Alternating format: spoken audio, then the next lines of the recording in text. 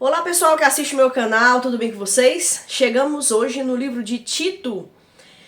Tito foi um cooperador de Paulo, ele foi um grego, certo? Gentil, mas que auxiliou muito no ministério de Paulo. Como eu disse no livro de Timóteo, Paulo, ao longo do seu ministério, ele foi agariando, né, discípulos, e ele foi fazendo líderes da igreja, homens piedosos, homens fiéis, e aí ele pôde contar com esses homens. E Tito foi um deles. Tito foi enviado por Paulo para a ilha de Creta. Creta era uma ilha ali na região da Grécia, e lá tinham várias igrejas domésticas, né? As pessoas se reuniam em suas casas, e era uma ilha muito estratégica, portuária, muito movimentada. Só que essa ilha, ela tinha um problema também sério, né? Porque ela era uma ilha pagã, extremamente. Eles acreditavam que Zeus tinha nascido lá. E os cretenses, eles eram considerados, assim, mentirosos. No próprio livro de Tito, você vai ver que Paulo utiliza um dito popular da época, que os cretenses eram mentirosos, glutões, avarentos. Lá existiam homens que eram mercenários, eles eram soldados, mas para quem pagasse mais. Então, assim, uma cultura extremamente corrupta, onde o normal era viver na mentira, era viver na imoralidade, era viver na glutonaria, e por aí vai. Um ambiente extremamente hostil. E Paulo envia Tito porque lá tem igrejas e esses irmãos viviam essa realidade, então já era difícil pela própria cultura do local, mas também tinha penetrado nas igrejas falsos líderes ensinando coisas erradas, que é, como eu disse no livro de Timóteo, algo que aconteceu demais na igreja do primeiro século. Começaram ali com o ensino puro, verdadeiro do evangelho, mas depois falsos mestres começavam a adentrar a igreja com falsa teologia. Isso é real ainda hoje. Por isso que pastores e teólogos e teólogas vão gravar vídeos, vão pregar, vão direcionar o povo para a sobriedade, porque ainda hoje falsos mestres entram nas igrejas levando doutrinas falsas. Então, é necessário que a liderança, vendo, né, corrija para que o povo não se desvie. E qual era a questão nessa época, né? Esses falsos líderes, eles iam falar sobre a circuncisão era necessária para a salvação, porque esses falsos líderes eram judeus. Então, olha, você precisa ser salvo, você precisa da circuncisão e de cumprir a lei, principalmente a lei cerimonial, não coma isso, não coma aquilo, vista-se de tal maneira, toda uma cerimônia para as práticas da vida. E isso não é necessário. A salvação só é através de Jesus. Sempre quando alguém coloca que a salvação é Jesus, mas você precisa fazer mais alguma coisa, já está com o ensino errado. E essas igrejas estavam, então, nessa problemática. A cidade em si já era uma cultura difícil, e esses falsos mestres. E os cristãos da época estavam sendo conduzidos com tudo isso, né?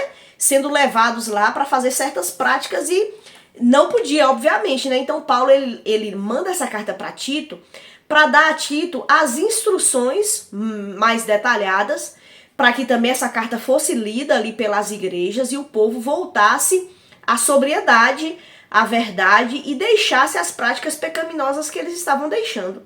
Então é um livro pequeno, só tem 3 capítulos. O capítulo 1, do versículo 1 ao 4, Paulo faz uma saudação a Tito e ele já começa depois no capítulo 1, a partir do versículo 5 até o 16, né?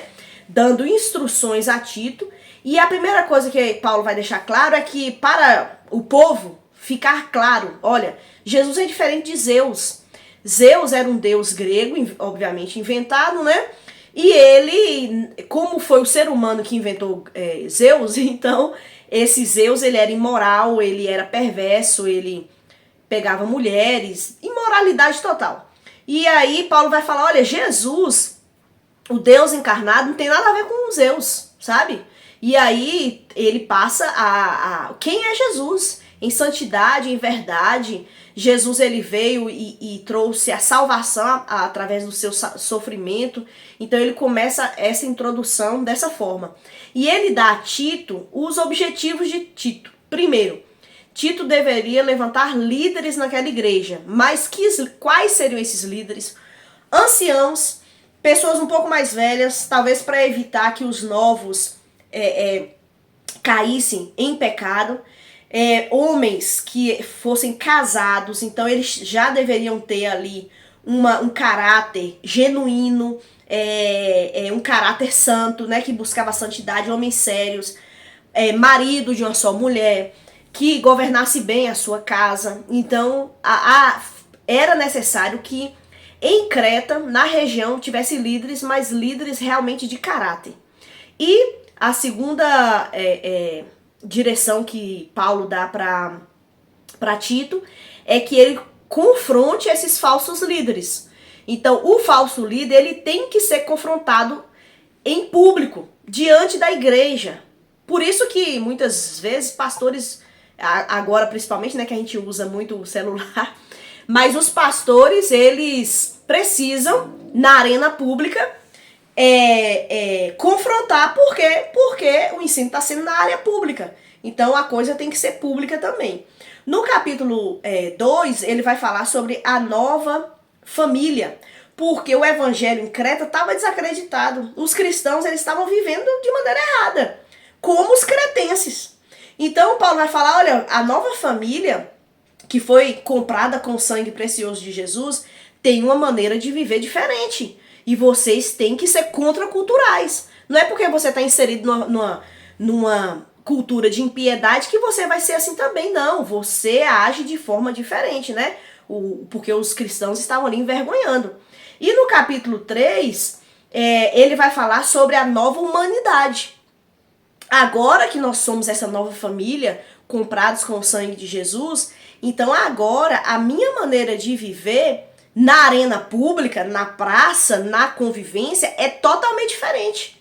Agora o cristão vai viver em pureza. Ele vai falar sobre os rapazes lidando com moças, os casados, como deve ser. Há um padrão de Deus estabelecido para o seu povo.